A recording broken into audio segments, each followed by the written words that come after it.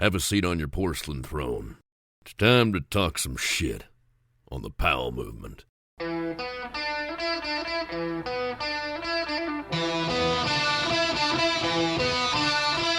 Welcome to the Powell movement. I'm your host, Mike Powell, and just like that, summer is over. My kids start school on Wednesday. Football and fantasy football starts next week. There's a whole lot going on. That really means nothing in the grand scheme of things, but they're all things that I look forward to as the start of fall. The coolest part of this is football season. I have a fantasy league with a ton of my old K2 peers. The league's called the XK2FL, and it's a great way to keep in touch with my old friends all over the industry and talk shit to them.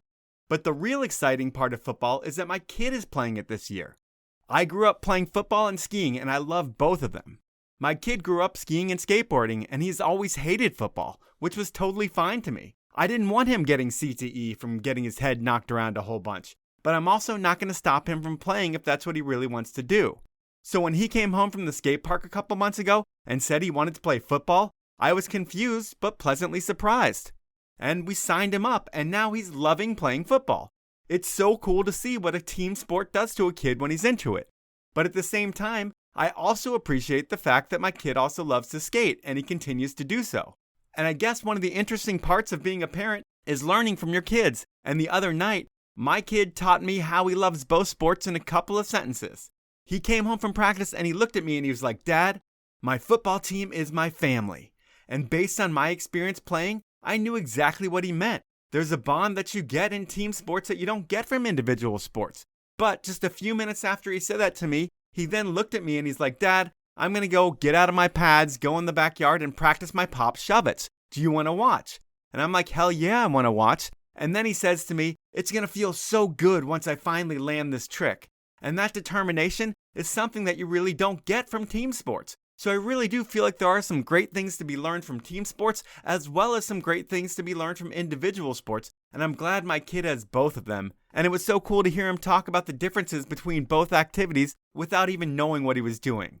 And I guess this is a positive rant from a really proud dad. And I'm not known for my positive rants. Yuck.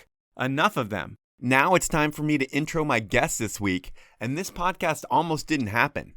Ethan Stone Fortier is a rad dude. He's the host of the Bombhole podcast, entrepreneur who started Tech9 when he was just 18 years old. He's a talented photographer who was responsible for some of the more memorable snowboard shots of the past 20 years. And he seems to be a genuinely nice and fun dude. But like I said, this one almost didn't happen, as E. Stone injured himself when he was getting ready for this one. He was in the process of moving, he was coming into a kitchen with a dog in his hand, and he ran headfirst into a chandelier and gave himself a concussion. And really, we had to postpone the podcast because he was in a total brain fog.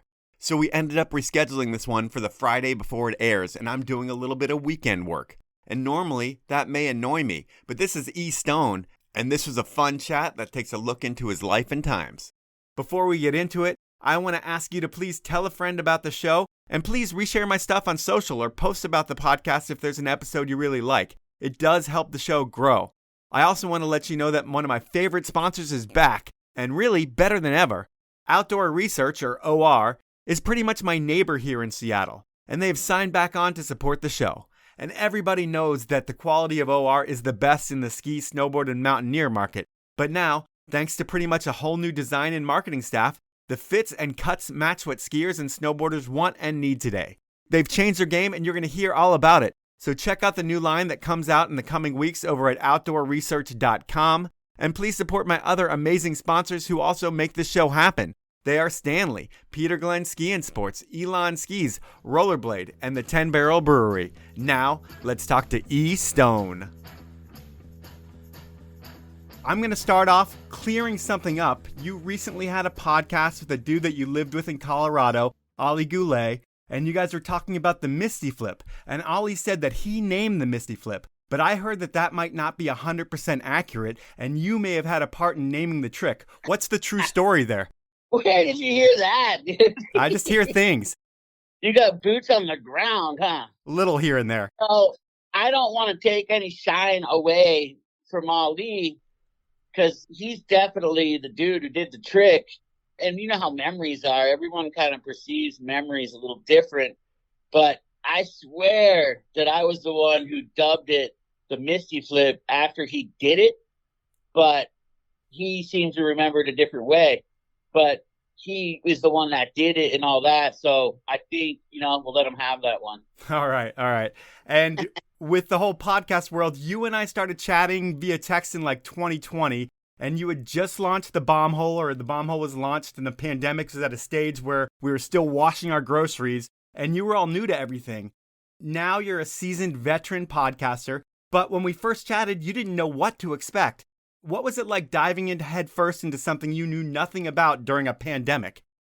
I think we're on episode, as far as what we recorded, about 130, and I think we've released 121 this week. I still feel like we don't really know what we're doing. We kind of just fly by the seat, learn as we go, and kind of learn every time we record, it seems like. But definitely when we first started, we didn't know anything, and definitely made a lot of mistakes as well, which would even cause us to maybe lose an episode and have to re-record. But we actually did that recently too. So like I said, I still think we don't really know what we're doing, Yeah, totally. And when you first started, it seemed like you were in a world where it was all of a sudden really hard to make any money at shooting photos because the pandemic was on. There was a slow death of corporate print. And then on Chris's end, he was in a transition period with his shredding, it seemed like. And was there a worry on your collective end of how to keep making a living in the snowboard world? In all honesty, I kind of felt that coming in photography world for a while before that even. It just seemed like with social media and the way everything was going that things were changing. And if you didn't adapt and figure out new things, that it was going to be really hard. And definitely I didn't know what the future looked like and how I would keep making a living. I mean, you can still always grind, and the photographers that are linking up with brands and maybe getting contracts like a year or 2-year contract, they're going to be okay, but there's only so many of those gigs. At that time, there was almost going to be no magazines too, because Snowboarder had just decided that they were going to shut things down. There was really only Torment and maybe a couple other small ones. So I really had no idea what was going to go on. And I think Chris and I just went on a trip to Kazakhstan for Snowboarder magazine for a feature story, or it's actually for 32. And on that trip, when we got back, I had no idea what I was going to do because it seemed like this pandemic was kicking in. So all of a sudden we couldn't really travel. There wasn't going to be magazines. I just knew I had to figure something out. I had no idea it was going to be podcasting. Chris had been talking about loosely, I'd say for a couple of years, Chris and I joked around that doing a podcast would be cool. And we kind of it would be a thing we talked about, but never really followed through with. But on that trip, we sat and really talked about how rad it would be. And we started even throwing names around. And he asked me if I was in for real. And I was thinking in the back of my head, I don't know what the future looks like photography wise. So I was pretty excited. And the chance to work with Chris was exciting as well because he's a real go-getter, Yeah. And so we started throwing the names around and telling the guys on the trip what we were thinking about, and they thought it would be rad. Still, I thought when I got home from that trip that it would just be another trip that we talked about it, but got a little further on and nothing would really happen. But we got back from that trip and Chris all of a sudden ordered up all the equipment and started making dry recordings, just testing the equipment out by himself and maybe with a neighbor or something. And then the pandemic really kicked in, and it was pretty much like you can't travel. Everyone's going to be sitting around doing nothing. And for me, that meant I couldn't work really. And then I started hearing the magazines going south and I was going to lose that paycheck. And it was a scary time, but Chris really just kicked it into overdrive, and he had kind of hit me up and was like, hey, let's make 10 episodes. Let's record them. We'll pick the guests. We'll start putting them out. And whatever the feedback is, let's commit to making these episodes and let's just do it, and see what happens. And I think for him, with his career in snowboarding, he was still, a big pro, and he is now still. I think he was just more forward thinking, what's my next move? And a lot of it probably came down to all the concussions he had gotten. And, do I still want to keep grinding out a video part year after year? And the pressure he puts on himself to be that top level, that's pretty gnarly. And so I think he was also looking for, what's that next move? And I think any pro should be thinking that. And we just kind of got lucky. We popped out that first episode of Justin Benny, and instantly people were stoked because Benny had such a rad story and really opened up to us. And it didn't matter what the feedback or the numbers were going to be. We were going to keep going, but we just started building momentum quickly, I think, because everyone was at home. We had that captive audience, Yeah, totally. Yeah, it just kind of went from there.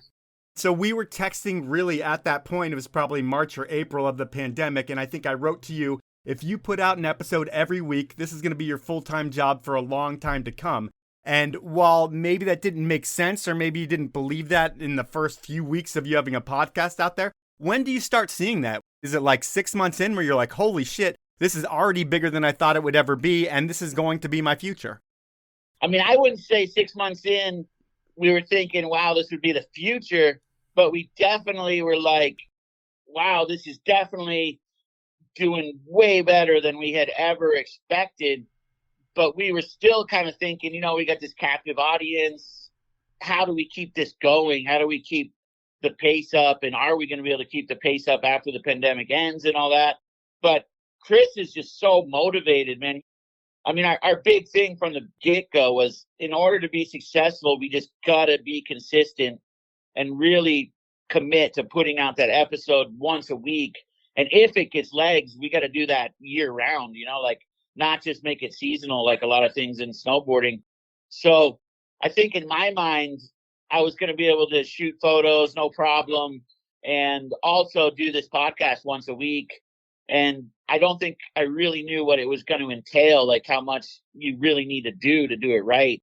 And I think in Chris's mind, he was going to be able to go on trips and still do all his snowboarding stuff, no problem, and then still commit to that once a week episode. And if the pandemic wasn't going on and we had our normal schedules, it probably wouldn't have happened, Yeah, I mean, you needed that to kind of have the break from your real snowboard life to create a new real snowboard life. And everything's flipped where you can probably shoot photos now when you pick and choose to do so. Your main gig, I would think, and Chris's main gig is this podcast, right?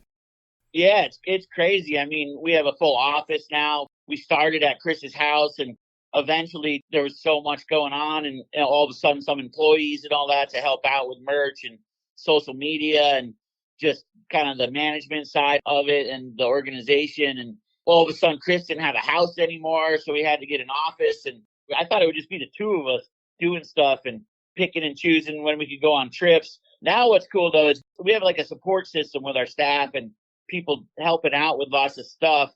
We are able to pick and choose, like, hey, let's go on a trip on these dates in the winter. And all we have to do is get ahead on the episodes to do that, Yeah, it is nice to be able to just get ahead and have that kind of cushion to be able to go on trips and do what you like. Because sometimes I do that, and then sometimes I get caught. Like this week, I'm kind of caught without the cushion. But we make it happen, and you've made it happen every week since you pretty much started. And when I look at the show, I mean, with all of these things, while it's really cool to create this content and kind of build a database of the history of these sports, you also have to get paid to do it. And in looking in how you guys have done it, there's a bunch of different arms on how you guys are getting paid. And first, who sponsors the show these days? It does kind of change here and there, but there are some sponsors that have been pretty rad. Like Pub Beer has committed to a multi-year deal, which is pretty sick and gives us a little bit more support.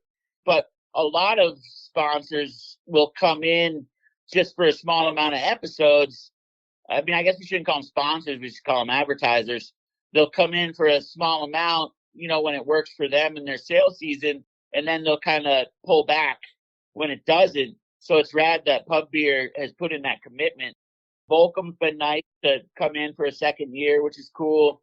Bubs has been nice at kind of supporting us during the summer months as well, because they know we need the support during that time. Liquid Death has been kind of in and out. At first, they were pretty strong, but now they're kind of out. So during the fall, it's kind of easy to book a bunch of ads, and advertise. But in the summer, it's those hard months. So that's when like Pub Beer and Bubs is really helpful. But being all that said, it's like we can't rely on just the advertising because, we have a staff. We got mouths to feed and we got to keep it moving. So we have to make sure there's other ways to keep the lights on. And that's where the support of the listeners through merch and Patreon have been amazing. That just brings in different streams of revenue that are year round. And that is just probably what keeps us alive, when you put it all together. Yeah, I mean, I look at it as you've got the sponsors that are giving you some cash, and that's nice to get. But then you've got your Patreon, and that's fans supporting you in what you do. Do you make more from your Patreon, or do you make more from brands?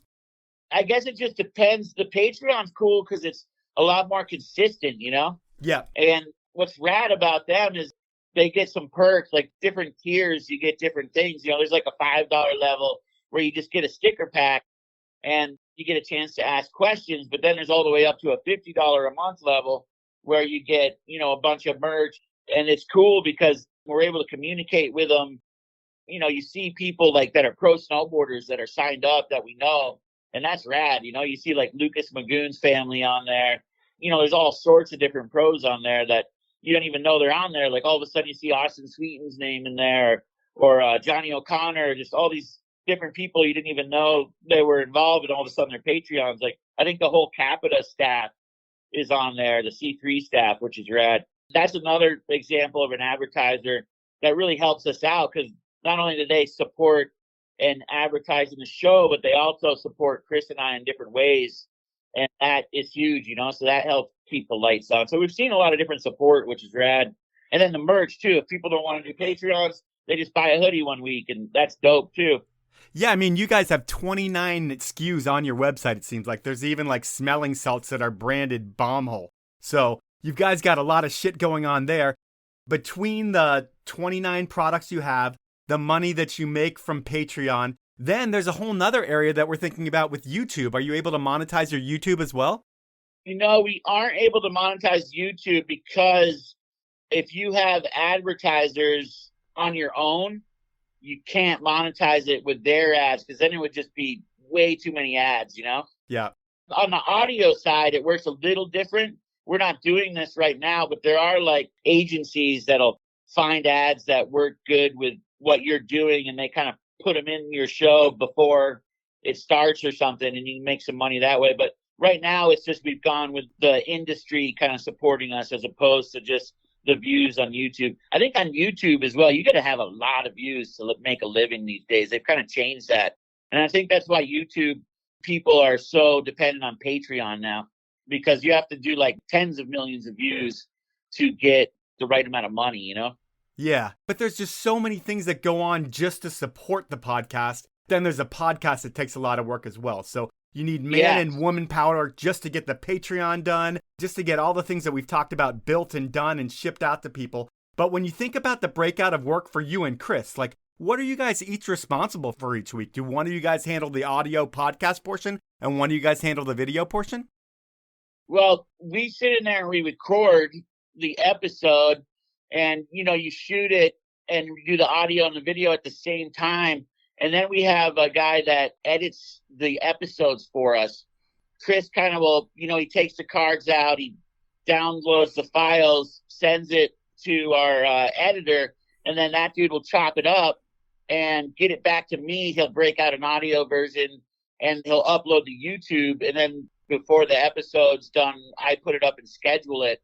So we just have kind of a nice system that we started with that works. And we got to always make sure all the right ads are in there and we didn't miss any, because at first we'd miss an ad or something and then you bum out an advertisers. But now it's pretty smooth because we have the support system of employees to kind of make everything go smooth.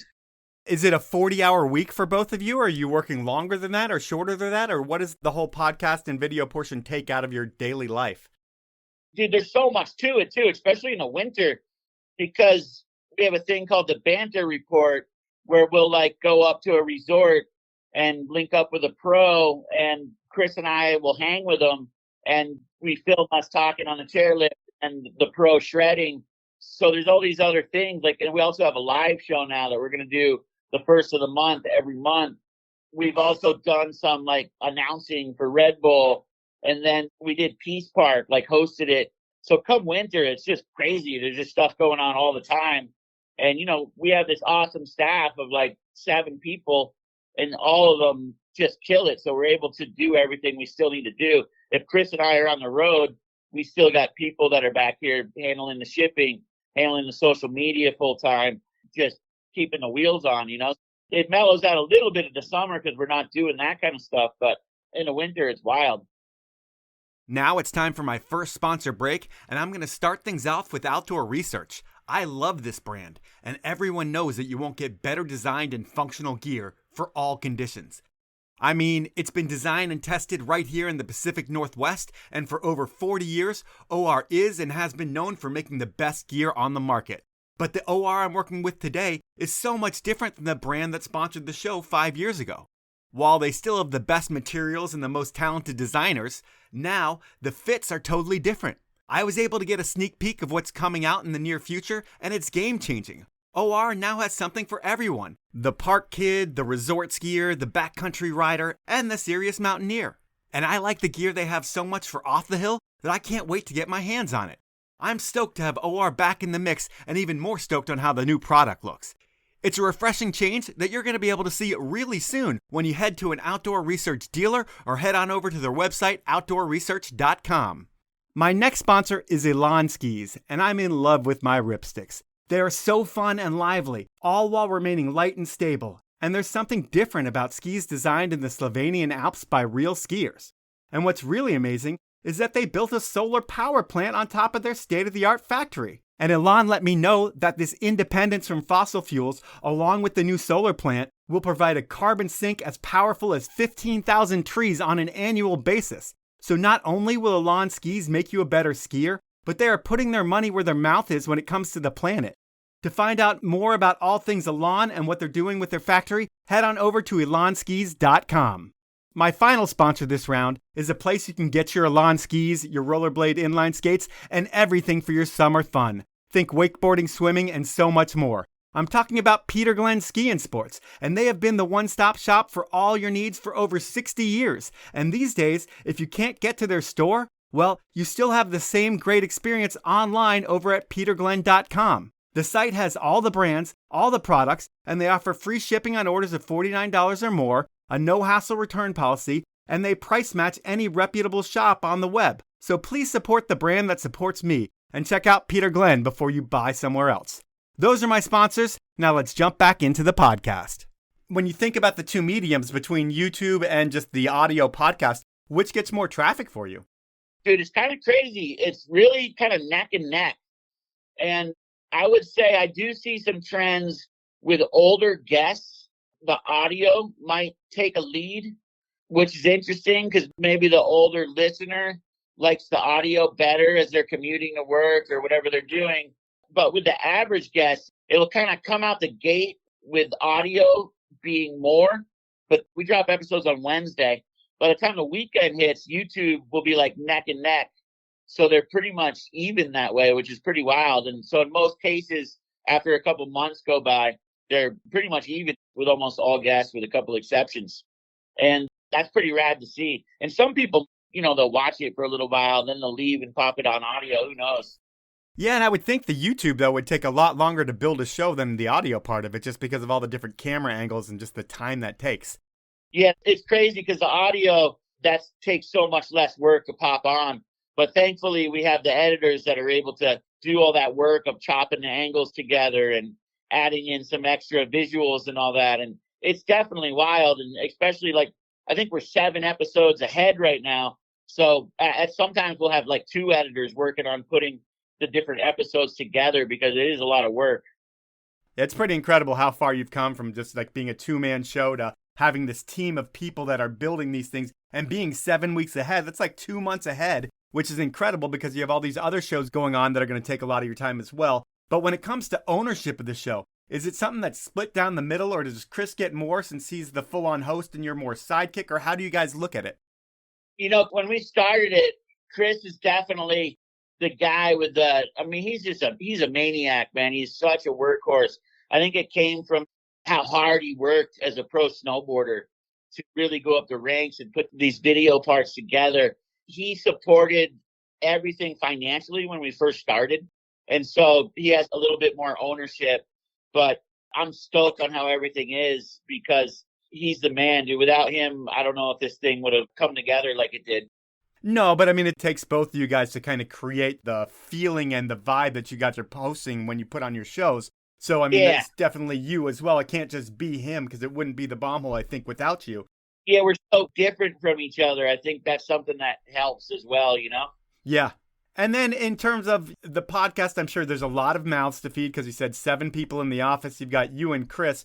But I would think it's only a matter of time before you're going to see 6 figures, Chris is going to see 6 figures, and you're going to be able to pay the people on your team. How long do you think before that happens? Wow, that would be awesome. Who knows, man? It's crazy. We just keep our head down and pump out episodes. It's wild because we'll be in here pumping out episodes and you kind of forget how many people are maybe checking it out. And then you kind of go out up to Brighton or something or go out somewhere and all of a sudden people are hollering at us all excited saying that they love the show. So it's kind of wild. We don't really even think that way. We just try to stay head down to earth and keep trying to make it work, you know, and keep building it. But that's awesome that you think that. I hope that comes to fruition. Yeah, I think it's only a matter of time. That's beautiful. Yeah, but before we can even start talking about you making money, we have to talk about where you're born and raised, and the places you come from are places I make fun of, it seems like, Jersey and Buffalo. But you really grew up in Connecticut. You know, my younger years were in Connecticut, but around 7th grade, my parents split and I moved to Vermont, which was pretty rad. I was bummed at the time. Yeah. But I was like really immersed into a real snowboard scene where Connecticut, yeah, there was some snowboarding, but it wasn't like Vermont where the Burton squad was right there and you could like see Jake at the Burton store and see Brushy shredding around the mountains, and Andy Coughlin owned a snowboard shop in town. So moving there was probably one of the best things that happened to me. So it's more probably my formative years were more Vermont. Gotcha. So you moved to Vermont based on divorce. And I think when you were growing up, like you had a ski house in Vermont or something like that. Yes. When we were in Connecticut, we had a ski house in Vermont. When your parents get divorced, does that change all that stuff? Like, does the ski house get sold and you guys move? Does everything like get smaller and life become a lot different when you don't have both parental figures at the house? Yeah, dude, it was crazy. I think at that point, my parents were really only staying together because of the kids. Yep. And I think my dad, like, business partner kind of screwed him over and pretty much lost everything. And at that point, my mom was just like, I'm out of here, and bounced. My brother was off to college, so my sister and myself left with her to go to Vermont. And so, yeah, the ski house was gone. The big house in Connecticut that we lived in was gone. I think the house that my mom got for us in Vermont was like probably 1/4 the size of the one we were in Connecticut. And, you know, I didn't realize at the time, but we were pretty well off in Connecticut. But then you get to Vermont, just living with my mom, and she hadn't worked her whole life. She was like a stay-at-home mom. All of a sudden, she had to go out and get 2 jobs and support us. And if I wanted to snowboard, I had to get a job. So it was definitely a complete change in the way our life was. It was definitely, without a doubt. It's weird going from rich to poor or rich to not that well off. I kind of experienced that a little bit too. And when everything's handed to you, everything seems so easy. And then it's like, wait, what the fuck? I have to get a job once everything kind of changes. But I would think in your life, that's when there's got to be maybe a little natural rebellion based on what's going on at home. And this is just me assuming, of course. But by the time you get to high school, is that when your love of weed and dance hall starts? Yeah, for sure. Definitely heavy rebellion. And especially with my mom off working all the time, there was no one there to really watch me, you know, so I could kind of do whatever I want. So, yeah, that was definitely when I found smoking weed and kind of hanging out with the older kids and doing that kind of thing. And I guess that was from all of a sudden you go from 2 parents with an eye on you to 1 parent that has to work the whole time. I guess that's what can happen, you know, and also being in a new place where I don't really know anybody makes it a little bit harder as well with the move at that age, you know. So, yeah, it was definitely when that phase kind of kicked in. And was there just some big reggae scene that no one else in the country knew about going on in Vermont? Dude, it's crazy. It's still like that, too. And I don't know why it's like that or what's up, but Vermont and Burlington has just this wild scene where there's all sorts of DJs spinning the music, and the artists from Jamaica actually come through and play in that city, in Burlington. There used to be this thing called Reggae Fest where like 20 artists would come through. Yeah, I thought it was just like that everywhere, and come to find out it's just some wild thing that goes on in Vermont that no one else really has going on. And I don't know why it's like that or what goes on, but yeah, there's a huge reggae dancehall scene to this day there, which is pretty cool. It's pretty funny, but it's not like you're some Rasta slockermon. Buh. It's like you're a serial self-starter, and I think the first time that's evident is when you start the Colchester Snowboard Club. And please describe that scam. Yeah, we all snowboarded, and there was a group of like 4 or 5 of us, and we kind of started the snowboard club, but there was no resources. And when we asked the school, we started this club, we wanted to be able to get up to the mountain to go night boarding. And in order to do that, you had to have money. So they were like, oh, you got to do fundraisers. And once you get the money, you can pay someone to drive the bus, and we can allocate a bus, this and that. And so, we started knocking on doors and telling them we had the snowboard club, and we just got no traction whatsoever. So we started saying we were a ski club and needed money to buy gates and kind of dressed up a little better. And then went door to door and raised a bunch of money. And then we brought it back to the school and showed them the money, and we still needed to get a driver. And there was one of our buddies that had already graduated from school. He was by no means a driver, but I don't even remember how we did it, but we were able to get it so he was able to drive the bus. And I think we faked all our parents' signatures. And then sure enough, we were able to go up to the mountain, Bolton Valley, like 2 nights a week on the school nights with a school bus driven by one of our homies. Oh, it's so sick. And I think you're able to get to different mountains too. I mean, during the week, Bolton Valley, but I think you're able to get all over Vermont. And I want to believe, or at least from my research, are these trips where you meet the Vermont Slope Posse? VTSP, Bolton Valley just kind of had those homies shredding around. And then also going down to southern Vermont as well. And there's a thing called the Green Mountain Series, so that's where we'd go on the weekends. And when you went to this contest series, it was like half pipe as well as gates. And you kind of had to do the gates back then. But yeah, you would meet all those guys back then. It was crazy. Back then you didn't know who they were. But now you get older and look back, there was just amazing snowboarders. And even guys like Shane Charlebois, who I still hang out with today that shoots for Absinthe, like he had a crew going there as well from Buffalo, New York, and he was doing the same thing. And, met him there. And now he's like one of the longest homies I've known, and like Ali Goulet was going there. And then you'd also see dudes like Brushy. He wasn't competing in the amateur, but he'd come and hang out. But the VTSP homies, they would just be kind of cruising around Bolton Valley, and you just see them come through like Sweeze and Brownlee and Brushy and this guy Matty L. They just had so much style, and they were so good.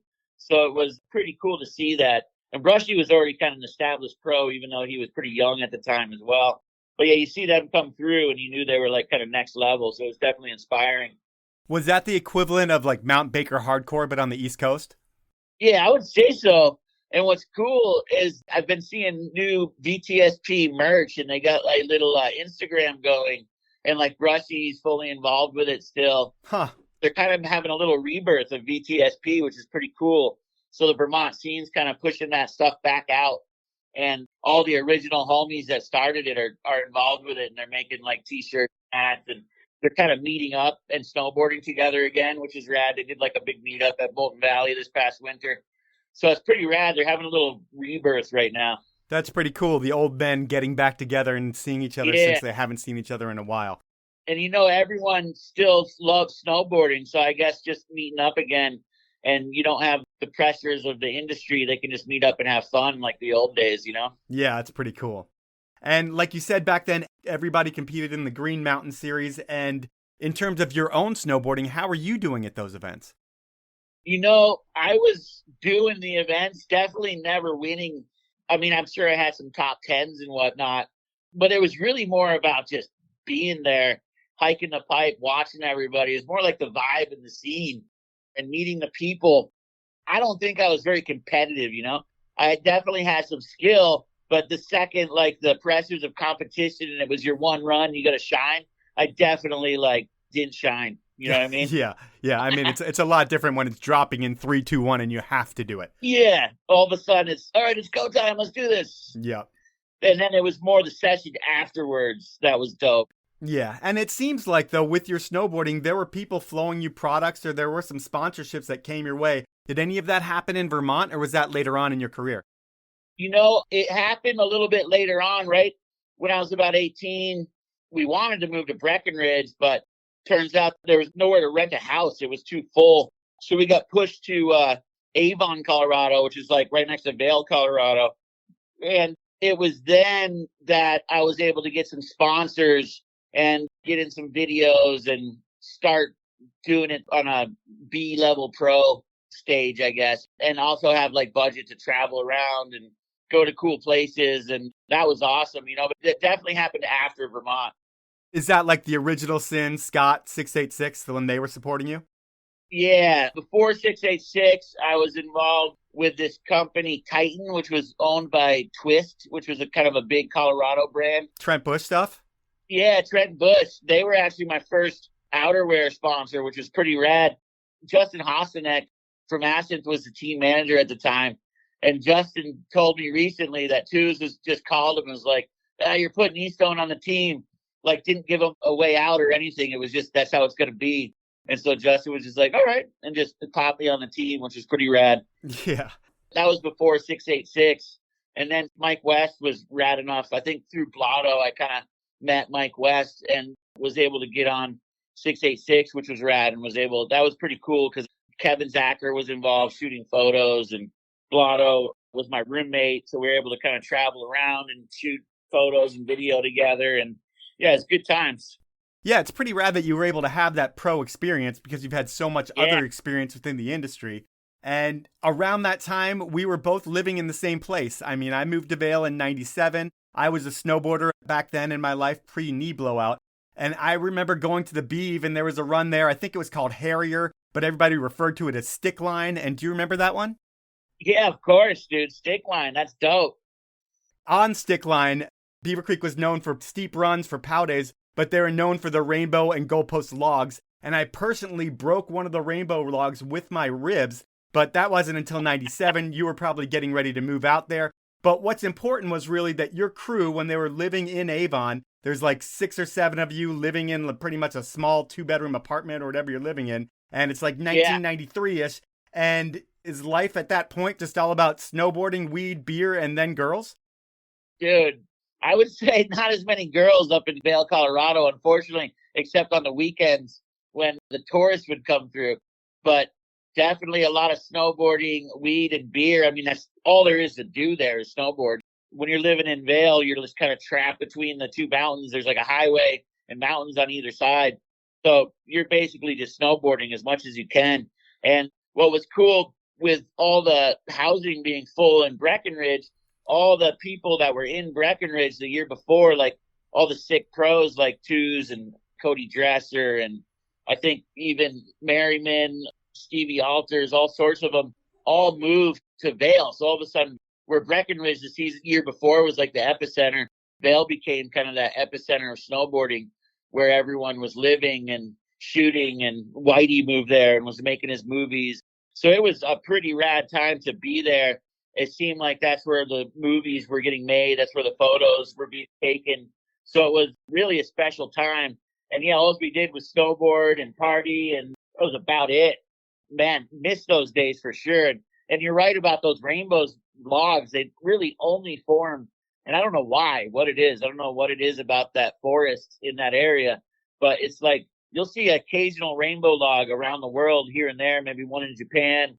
Some misty log fell over in some other mountain, but in Colorado, at those two mountains, they're everywhere, enough to have a whole line, like you're saying. And that was insane. And supposedly it's all still up there. If you go to Colorado and Vail and Beaver Creek, get in the woods, you're going to find rainbow logs, and pretty rad thing, kind of natural phenomenon, I guess. Yeah, and just living there, it seemed like that's what life was like. And then you go other places and you realize it was very special to that area. But at that time, the snowboard industry was primed for growth back then. And it was a time for tinkering and making products more functional. And what were you guys doing to your boards back then? We were taking dinner plates, and you'd put them over the nose and the tail and trace them with a marker. And a brand new board right out of the plastic, you would just cut the nose and tail off and turn like a 56 into a geez, I don't know, like a 43 or something, depending on the board size that you had. And then we were also making baseless bindings and making extra wide stances where you had to cut a T-bolt. So brand new board again, you'd cut off the nose and tail and then drill your stance in. So pretty much ruining a board right when you got it. They called it the new school movement because it was more like skateboarding, but everyone was wearing baggy pants with these super wide stances and very, very small boards with really rounded nose and tails. And those shapes kind of became the shapes for the years to come, but you didn't have to cut off your nose and tail, I guess. Yeah, and back then there were no baseless bindings around. I mean, I think it was like the Burton Custom Freestyle, I think was like the go-to binding, it seemed like, of the time. And then all of a sudden, baseless bindings came to the forefront of snowboarding, and was the idea that with no shock absorption whatsoever, you'd get a better feel for everything? Yeah, the idea was you have your foot right on the top sheet, so it's being on a skateboard. So that was kind of the concept. And I think we were just really young, so we didn't know how bad the foot pain can be. Right. But really just creating more foot pain. But we were so young, we didn't really feel it. And it was kind of just the vibe that it was cooler and you can feel the board better. And it allowed the board to have its natural flex because there wasn't this base plate stopping the flex. And so, yeah, we were at first making our own baseless bindings with parts from Home Depot. And then we'd put straps on from existing bindings. And then we kind of took that design and manufactured one and started the company Tech9 at that point. It's time for round 2 of my sponsors, and I can't tell you how much I love the beer and other tasty beverages that the 10 Barrel Brewery creates. I'll always be a huge fan of the Profuse Juice and their Pilsner. And the craft cocktails, which have real hard A, are potent and kick ass. But what I've really been enjoying lately is their Clean Line seltzers. These are crisp, refreshing 100-calorie cans of awesomeness that's perfect for these hot summer days. My only complaint is that they go down too fast. So next time you're at the store, pick up a 6-pack of Clean Line and you'll have a new favorite seltzer. To find out more about the brand, the Pacific Northwest's best lineup of beverages, their all-time pro athlete team, and how much they support ski, snowboard, and bike, head on over to 10barrel.com. My next sponsor is Rollerblade, the brand that pretty much invented the sport of inline skating. If you haven't been on inline skates in a while, you are missing out on the most fun way to get in shape. Think a full-body workout without the knee pain and jarring impact of running or the expense and travel hassle of a bike. And skating can be whatever you want it to be. Adrenaline-pumping high-speed fun, recreational fitness, freestyle, skate parks. The opportunities for fun and adventure are endless. On top of that, there's no better way to cross-train for ski season. And Rollerblade makes getting your ski legs back easier than ever with their Skate to Ski app, which is available on the App Store. To find out more about the Skate to Ski app and all the Rollerblade inline skates, head on over to rollerblade.com. My final sponsor is Stanley. You remember them as the brand with the green bottle that kept your grandpa's coffee hot, hot, hot. While they still make that iconic bottle, they do so much more than that. I mean, they did invent and perfect the category of keeping things hot and cold, and they've been proven to be better than those other fashion brands who rely on marketing, not product. But Stanley also has all you need for your camping and outdoor needs, and they're offering my listeners the best deal they offer, 30% off all Stanley products. And to get this deal, you're going to want to head on over to stanley1913.com, go shopping, and when you check out, enter the code DRINKFAST. That's all lowercase and all one word, and you'll get that 30%. And orders over $100 all get a Powell Movement beanie. Those are my sponsors. Please support them. Now let's get back into the podcast. So how does it go from like a hardware store prototype to a company? Are you like the point person for all of this? Like you rally your dad and your cousin and help create the company? Or how does it all come together and become a real business? My buddy J3 from high school, he worked at the Beaver Creek snowmaking shop. He was like a snowmaking dude. And he had access to the workshop. And so he was able to buy like diamond plate metal at Home Depot. And then we'd bring it up to a metal bender and you could bend that into a heel cup and then use some brackets, connect the heel cup to the brackets and pop that on and have these baseless bindings. And so he made them for our whole house pretty much. And my father came out to visit us and he's kind of just that entrepreneur dude. And he also had some background in machining metal and and making plastic injected parts, just kind of knew how that all worked with molds. And so he saw these bindings and he was just like, oh man, I could actually get these made professionally in New York City for you guys. Would that be sick or what? And we were like, dude, that'd be insane. So he actually made some, and I don't even know what made him want to take a risk on doing it, but he made some, and we ended up bringing them to a trade show with our crew that was all riding them at the time. And we were able to get an order from a Japanese distributor that basically put us in business, which was insane. And back then, these distributors, when they wrote an order for a couple $100,000, which they did, they would actually give you half of that up front. So write a $200,000 order, they give you $100,000 to get it made. And so all of a sudden we're a company with a check for $100,000 from these guys and started production. And all of a sudden we're a real brand. And I don't even know if we had a name at that point by the time we had talked to the Japanese distributors, but we came up with Tech 9 and bam, all of a sudden it went from there and was like a 21-year ride for me, which was pretty sick. Yeah, man. How does the industry react when they see the baseless concept? Is it one that's accepted right away, or are people laughing at it, or people copying it? What happens?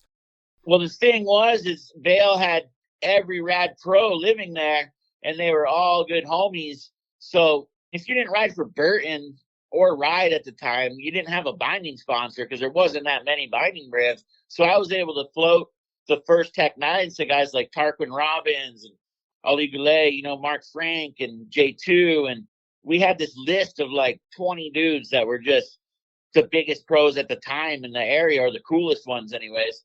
So nobody was really laughing. They were just like, damn, I need to get these, And all of a sudden other brands were like, wow, we got to make these. So all of a sudden other brands are making their own version. And yeah, it kind of just took off quick. And I think that was just the guerrilla marketing approach and having the pros riding the bindings and people seeing that and just wanting a piece. Everybody wants what's new, Yeah.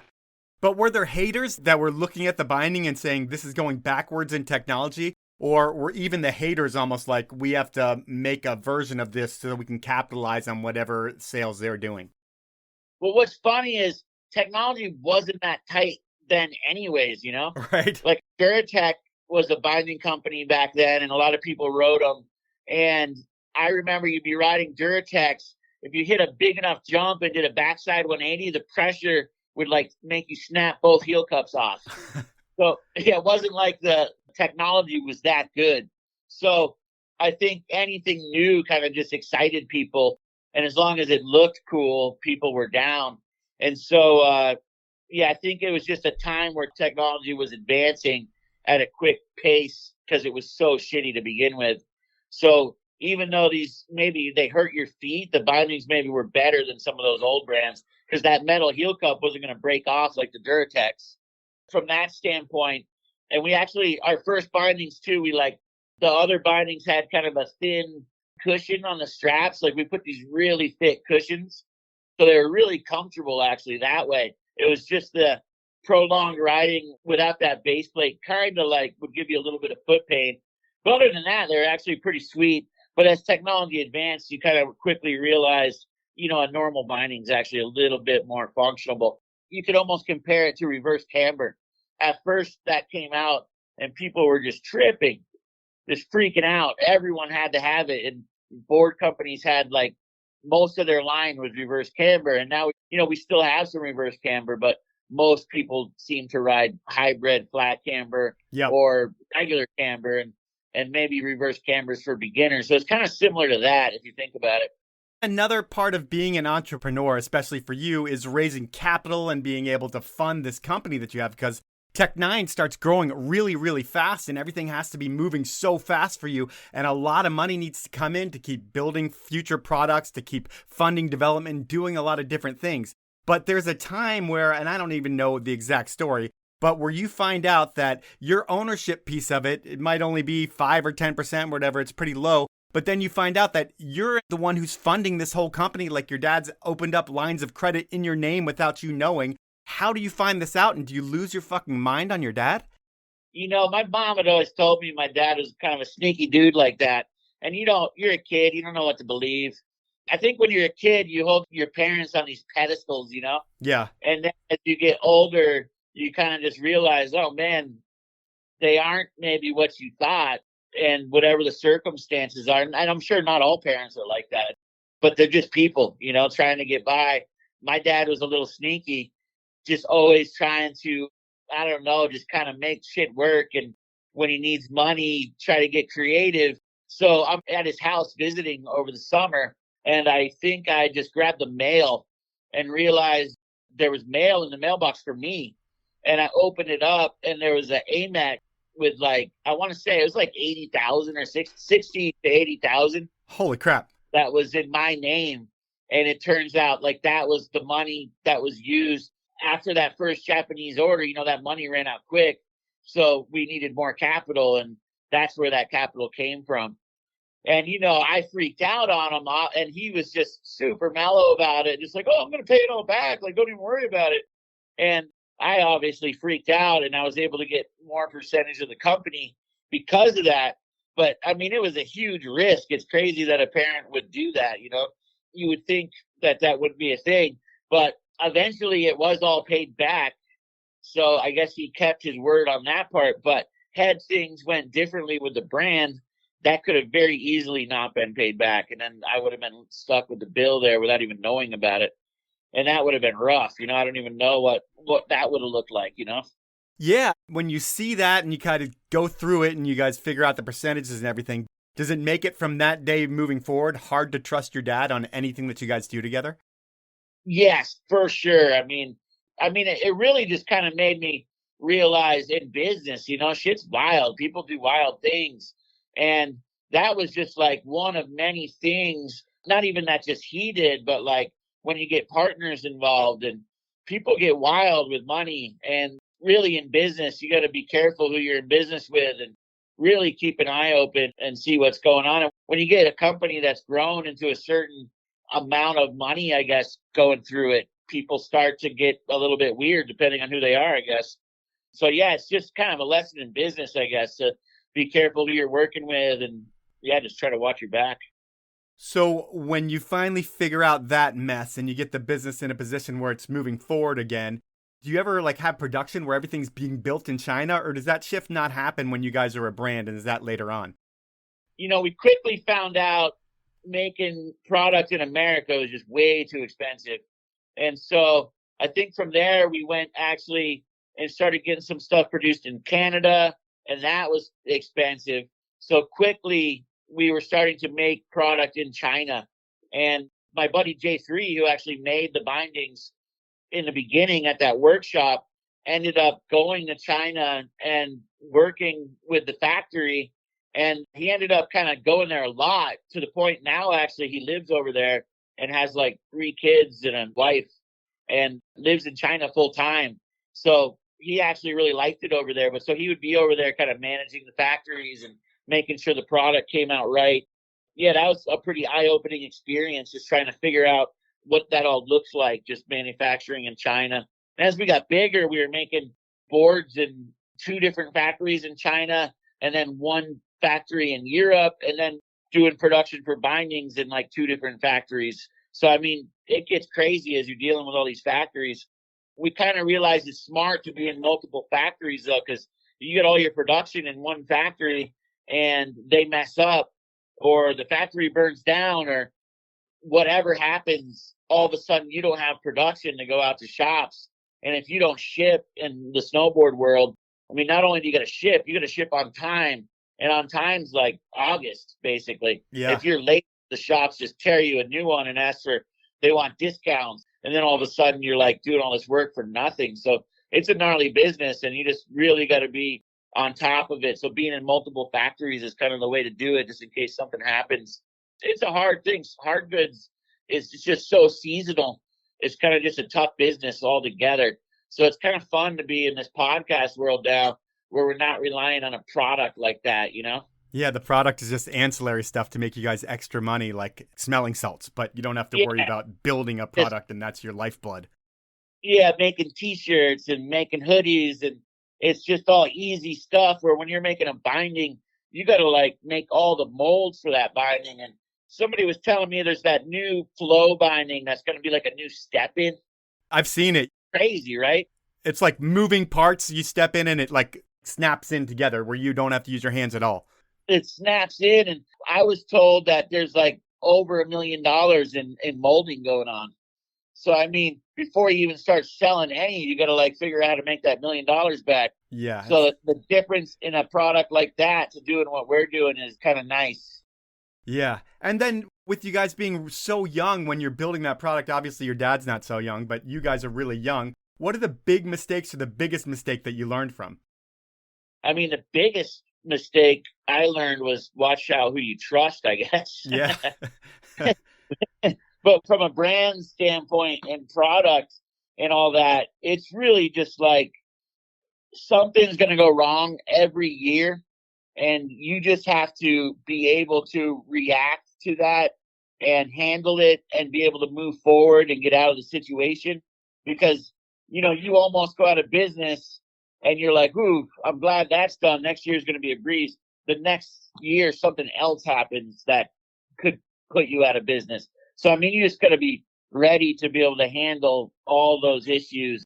And then as you grow, you really just got to be putting the right people in place to handle the different positions that need to be done. And another big thing is, you know, it sucks as you get bigger. If you don't have the funding, if you grow too fast, you need to get capital. And in order to do that, you usually have to bring on investors or partners. And I guess watch out who your partners are, because a lot of those guys are going to end up wanting to do things that maybe you're not that stoked on and that you didn't kind of envision the brand doing those things. And then it all of a sudden changes the image and it's all of a sudden not the same brand. I mean, that's probably the downfall of Tech9 was those things that the partners wanted to do. And all of a sudden it wasn't the Tech9 that I had built and envisioned. And then it all went south, you know? So yeah, it's kind of just maybe don't grow too fast, just grow smart, slow and steady, and watch out who your partners are and who you're in bed with, you know?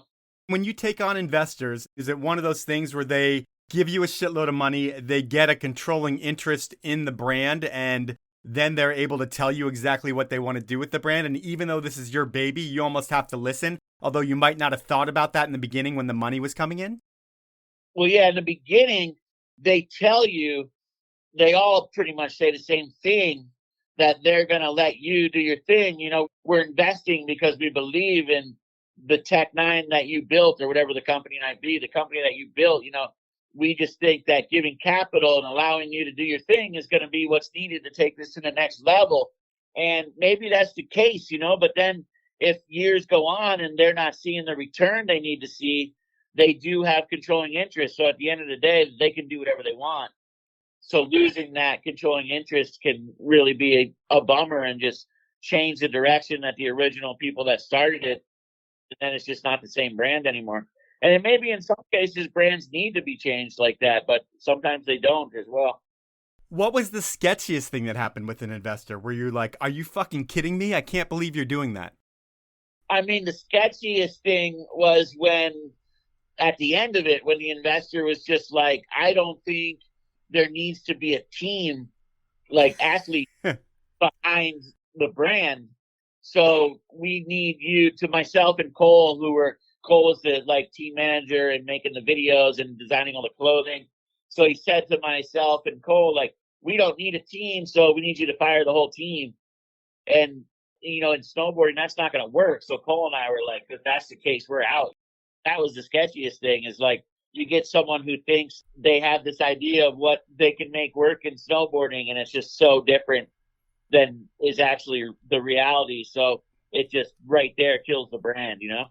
Yeah, I mean, I can't even imagine, first and foremost, you being 18 to 25 and having this brand that has quickly become like a super core brand in snowboarding that speaks to the skate side of snowboarding and like the hip hop element that really hasn't been marketed to 100%. And Tech9's kind of gone all in, and I don't know if that was the goal of the company or just that's who your riders were and that's how the marketing came to be. But when you're that age, 18 to 25, is it almost too much shit for you where you're like, just want to be a kid and snowboard and party, and all of a sudden you have this whole life and you're responsible for this brand?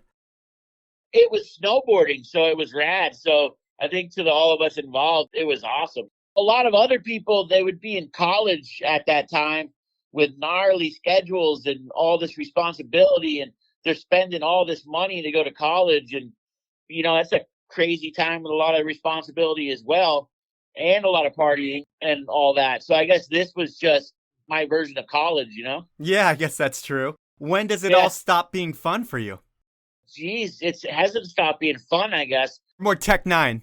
With Tech 9, I mean, it stopped being fun, I guess, when situations would arise with new partners and that stuff with my father. And when shit gets real like that, I mean, it definitely stops being fun. And, when you have a bunch of employees and they all depend on it, you got this controlling interest guy just making the wrong moves, or he wants to make you fire someone that's been with the company since it started, like it stops being fun quick.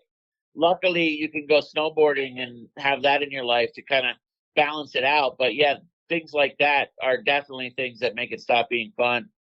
Yeah, and I guess the saving grace for you is that you had snowboarding first and foremost, but you also had photography as your escape and side gig, and you learned photography from like some of the best dudes behind the lens when you're traveling with Tech 9, and eventually became like a snowboarder mag photographer guy back when magazines were like 300 pages. And in thinking of photographs back then, between ads, editorial, like what's the most images that you've had in one magazine at one time? Dude, a lot, man. That's a good question. I don't know that I've ever counted, but there would definitely be times where you get a feature, which could be like 20 pages worth of photos. And then you got like 10 pages in Elements. And then you got just some other bullshit in there, as well as a cover. So, I mean, yeah, you could get a magazine back in the heyday with, I don't even know, man, maybe like 50 images in there or something. If you were to have 50 images with a cover, I mean, is that like a $10,000 magazine for you? Yeah, probably around there, way back in the day. That's amazing. Well, and I would write words for a story, and you get a little bit of monthly from the mags, but I don't know about 10. Like a cover would get you 1,000, but definitely there'd be like some 6 to 8 grand issues, I'd say, for sure. That's amazing. And then were you on retainer with brands as well for your photography? Yeah, I'd be on retainer for brands. Like there was a time my buddy Travis Wood had me on as a retainer for Sims while I was working for Tech 9 and working for Snowboarder, and was shooting photos for Tech 9 as well, Triple dipping. Yeah, there was a time where you could just stack it up and be like triple dipping. When you have a retainer with a brand, is it pretty much like they give you a big lump sum or a monthly sum, and then you give them 20 days and they own everything for perpetuity? Back then, it would be like they'll give you a monthly check, but have you on for the season, let's say. I mean, some brands give guys like a year contract, even though they're not shooting in the summer, except to maybe go to Hood, but they just kind of balance it out. So even though you get paid year round, just split it up that way. But yeah, it's kind of like you're only working for 5 months of the season. And then it depends on the deal. They might get everything you shoot, or maybe they'll get X amount of photos, like depending on how much they're paying you, Yeah. And then speaking of like photos that you sold, what's the most expensive shot you've ever sold? Jeez, that's a good question right there. I don't know if there's the most expensive shot, but I know one day I did like a day rate where you get a bunch of photos. And I think for the day I got like $6,000 from a brand. Sick. That was pretty sweet, but they got definitely more than one shot, Yeah, and they own them forever and can do whatever they want with them. Well, a lot of times they only get like a year. They own them for a year. Oh, wow. Yeah, which is tight. Or maybe 3 years or something, but you don't like go back after them if they run it again or something. Like if they do a buyout, you pretty much just let them use it. Nowadays, though, it's wild, though. Like a magazine comes out, you'd be lucky if you even have a photo in it. It's just a changed game. I think the way to survive as a photographer now is to get connected with a brand, and you're going to get hopefully enough money to survive and pay for your equipment. But yeah, it used to be a lot different, that's for sure. And then in terms of thinking about the dudes that you knew you'd get photos with, like, I'll go out with this guy and I'm going to print it because I'm going to be getting 10 photos with him. I guarantee it, because every time I go out with this dude, I get photos. Like, which horse did you have that made you the most money? Well, it was crazy because I was shooting for a magazine and there were so many magazines to shoot with. I would even joke that my batting was like 100%, like a baseball player. it didn't matter who the rider was. If I was shooting, I could get it published somewhere. So like anybody I shot with back then, you could pretty much get it published. Oh, it's amazing. That's really a credit to who you built your brand to be and your photography, which is incredible. But I guess another weird thing that I don't know if anybody's ever asked you or if riders ever asked, but has a rider ever asked for a piece of what you were selling a photo for? Like, hey, you're shooting me and I'm putting in all this risk. I want a piece of that money that you're going to get for it? No, that's never happened because the rider, it's their job and it helps them secure their contracts, Yeah, oh, for sure. I was just wondering if there was that rider who was like, hey, man, I want a piece. I could die here. If you think about maybe the up and coming dude who's not sponsored, I'm surprised they've never asked that. But a guy that's sponsored and doing well, they need these photos to kind of go out and help with their brand, which is themselves, and it's good for them. So it's kind of like a mutual beneficial relationship there, and you're kind of helping each other out. And in most cases, the rider's making way more money than the photographer. For sure. And then I'm going to take things back to Tech 9. And in thinking about the brand, we understand that all this photography stuff you're doing helps Tech 9 as well because of the double and triple dipping. But in thinking about the brand, they still seem to be in business. You are no longer involved with them. When did you get out of Tech 9? And were any of the founders, did anybody make any money when they left the brand? There was a time when my dad sold his shares and made some money. And at that time, I had the opportunity to sell my shares and decided not to because I wanted to keep going. And I think we went on like another 10 years after that. And during that time, we were pretty big, so I was able to get a pretty nice salary. So I think it was more beneficial to stay on and get that salary than the amount I would have got in a lump sum just for bouncing. But when we left in the end, we just left basically. And the company now is like, it's still going, but I don't think they're really selling anything, They're trying to just keep it alive, I guess. So it's kind of going, but it's not going, Gotcha. They have a website and that's about it. Yeah. Well, I do have more notes and we could go on for another half hour, 40 minutes. We're not going to do that. We're going to jump into a part of the podcast that I call Inappropriate Questions. And this part of the show you've done before. You've asked questions to your co-host on the podcast, Chris Grenier. And I was able to get Chris to come back and ask you 3 inappropriate questions because I feel like it's only fair because I think you put him on the hot spot as well, asking questions about getting kicked out of the monster house and all kinds of things with Chris. So Chris is going to be queued up for 3 inappropriate questions right now. I am going to open them up and play you question number 1, and here it goes. Okay, Stony Buds, I got a classic. You knew this one was probably coming. First one I got to ask is, what happened in the Poland train tunnel when you guys were filming for Tech 9? He just loves this story. Okay. Loves this story. I think I was on a trip to Poland, kind of a strike mission. We left a trade show out in Europe with some of the Tech 9 team riders like Dylan Thompson and Lucas Magoon. And when you're in a flat city like we were in Poland, there's like classic places to go to shoot where you can find rails. And they're like riverbanks as well as train tunnels because they always build the train tunnel like up on a hill. They build almost a fake hill with a rail down it at every train tunnel. So you always find yourself shooting at these train tunnels. And they're kind of you're not supposed to be there. It's against the law. It's kind of a sketchy place to be hanging out. So there's obviously no bathrooms around. You're in these countries. You're eating really weird food that you're not used to. You're out all hours of the day. So I had to take a shit super bad. Mm-hmm. The only place to go to take a shit where you can't be seen is in the train tunnel. So I told Cole, who I was standing next to shooting, he's the main dude at FODT and the Tech 9 TM and designer, Cole Taylor. I told him I got to go to the bathroom. He sees me run into the tunnel. And then a couple minutes later, the train's coming and the horn's going. And Cole hadn't seen me come out of the tunnel. I went in there and took a shit leaning up against the wall. But I heard the train coming and ran out the other side. Cole thought the train took me out because he thought the tunnel was too long for me to get out from the other side. So I took a shit in the tunnel and Cole thought I died. That's pretty much what happened. That would be a shitty way to die. Yes, it would. Did you have toilet paper?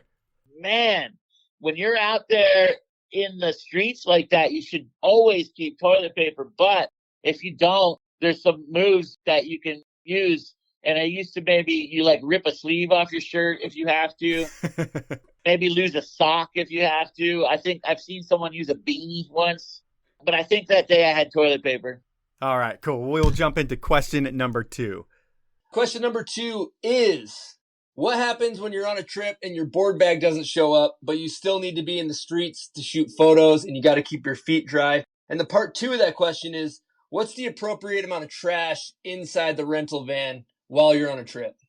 The appropriate amount of trash in the van, there's never enough trash in the van. And I think anybody on a road trip will realize that, because on a street trip, you're driving around pretty much 24/7. You're stopping at every convenience store that you pass and every coffee stop. So you end up with so much trash. Why bother taking it out of there every day? Why not just let it pile up to your knees? That's the appropriate amount of trash. What was his other question? Socks. Yeah. I went on a trip to Helsinki, and I got there, and I think the crew was there a day before me. So they picked me up at the airport and brought me right to the session. And sure enough, my luggage didn't show up. So I grabbed 2 garbage bags from the airport and just put them over my feet and went out and shot in my shoes in like a foot of snow. I was definitely cold, but they stayed dry and I was able to get photos that day.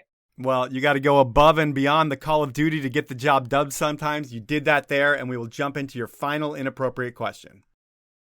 All right, buds, we got a hard-hitting question here. What is the worst brand to work with as far as shooting photos, submitting the photos, and then not getting paid? Damn, dude. That's a tough one right there. Have there been a lot of people that didn't pay you? I think at the end of the day, I've always been paid, but you definitely hear about photographers who haven't been paid. It's crazy. You put in your invoice and it's supposed to be like 30 days, let's say. But there's been instances where I waited, I want to say the longest I waited was maybe like 9 months or something. Damn. It's pretty commonplace to wait at least 3 to 6. The good brands, though, they'll pay you in that 30-day like they agree. Some brands will even pay you ahead of time, and that's awesome. But that brand that made me wait all that time was Neff. Well, thank you for calling them out. It's better than not hearing who the brand was, and we had to sit here wondering who screwed you over. But that's Inappropriate Questions, and that's our podcast. At this point, I want to thank you for your time. I want to let everyone know that they can hear more of you and your partner Chris over on the Bombhole podcast that comes out every Wednesday. You can also see it on YouTube. And if you like this podcast, you're going to like that one as well. While this is just one person asking questions, yours is more of a morning zoo style, and it's got a lot of energy to it. I think everybody will like it as well. So thank you for your time, E. Stone, and that is the podcast.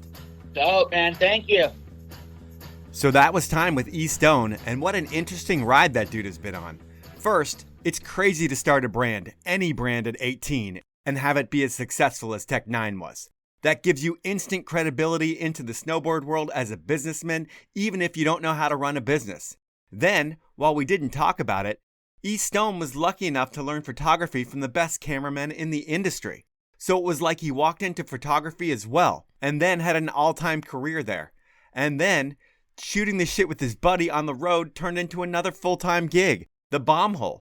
So really nothing was planned in E. Stone's life, and everything worked out. And it's incredible when shit like that happens. That's the podcast. Now it's time for the review of the week, and it's a 5-star review that comes from BC Edge. The title is Lovin' the Industry OGs. Here's the review. The athlete interviews are cool and inspiring, but I'm loving hearing from the salty industry folks about the paths they took to build their companies, build their careers, and live their dream. I could have used this podcast 30 years ago when I was searching for a dream job. I'd recommend it to anyone looking to get into a snow sports career. Well, thank you, BC Edge, for that review. And I agree, this podcast is great for finding a path into the industry. There are so many different stories of how people got started, and everyone seems to be a little bit different. So there's no clear path on how to get to the industry. For me, it always seems like if you start at the bottom, you can work your way up. But then you listen to these podcasts and you realize that there are so many ways to get yourself into the industry.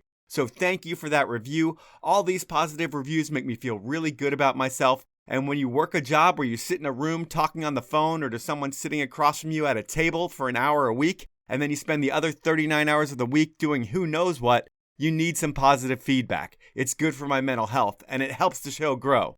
So thank you for that. Please send your address to mike@thepowellmovement.com, and I will send you a limited edition Powell Movement beanie. For everyone else that wants a beanie, you can buy one on my site, or you can post a review on Spotify, iTunes, or just a good old social media post where you tag me. If I read your post or review on the show and you live in the US, you qualify for a free beanie, and I will ship you one out if you email me your address. So thank you for doing that. Thank you for listening to the show each week, and please support my amazing sponsors who make this podcast happen. They are Outdoor Research, Stanley, the 10 Barrel Brewery, Elon Skis, Rollerblade, and Peter Glenn Ski and Sports. Have a great week, everyone.